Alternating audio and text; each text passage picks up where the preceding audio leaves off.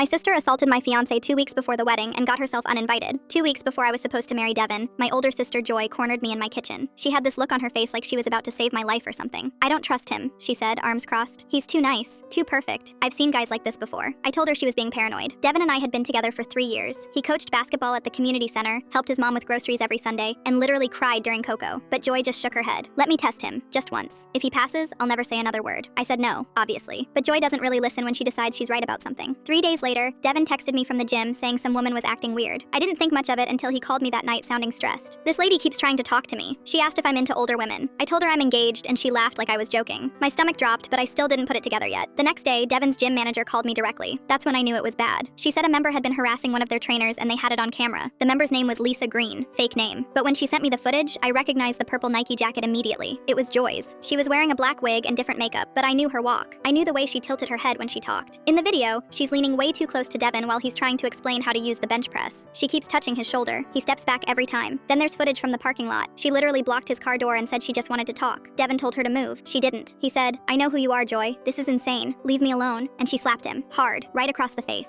I watched that part 4 times because I couldn't believe it. I didn't call her. I drove straight to her apartment. She opened the door smiling like nothing happened. "Hey, what's up? You need help with centerpieces or something?" I just stared at her. She knew. I could see it in her face. "It was a test," she said before I could even speak. "I had to make sure he was really loyal. Guys can fake it for years and then you hit him. He was being dramatic. I barely touched him." "There's a video, Joy. The gym has it. He could press charges." She rolled her eyes. "He won't. He's too nice, remember? That's the whole problem. Guys like that are hiding something." I turned around and left. I didn't yell. I didn't cry. I went home, grabbed the wedding invitation I'd put on my fridge with a magnet, and tore it in half. Then I texted her a photo of it with one sentence. "You're not coming." She called me 17 times that night. I didn't answer. She showed up at my apartment the next morning with coffee and bagels like we were gonna talk it out. I didn't open the door. She stood outside yelling about how she was just trying to protect me, how I'd regret this, how Devin was probably celebrating that he drove us apart. My mom called me later that day. Joy had already gotten to her. She said she made a mistake, honey. She's your sister. You can't uninvite her from your wedding. Watch me. What will people think? I don't care. But I did care a little, because when you uninvite someone from a wedding 2 weeks before it happens, people ask questions. My aunt called. My cousin Rachel sent a long text about forgiveness. Joy's best friend messaged me saying I was being cruel, so I made copies, little USB drives with the security footage on them. I didn't send them to anyone ahead of time. I just brought them to the wedding. The ceremony was perfect. Devin cried again during the vows. I didn't. I was too busy watching the door, half expecting Joy to show up anyway and make a scene. She didn't. At the reception, my aunt finally asked, "Where's Joy? Is she sick?" I handed her the USB drive. She couldn't make it, but if you're curious why, you can watch this. She looked confused but took it. By the end of the night, that little USB drive had been passed around to 12 different people. My mom watched it on someone's laptop in the coat room and didn't speak to me the rest of the night. I didn't care. My uncle watched it and came up to me later. "Good call," was all he said. Joy texted me at midnight. Someone had told her about the drives. She said I humiliated her. She said I was vindictive and cruel. She said a real sister would have forgiven her. I blocked her number and went on my honeymoon.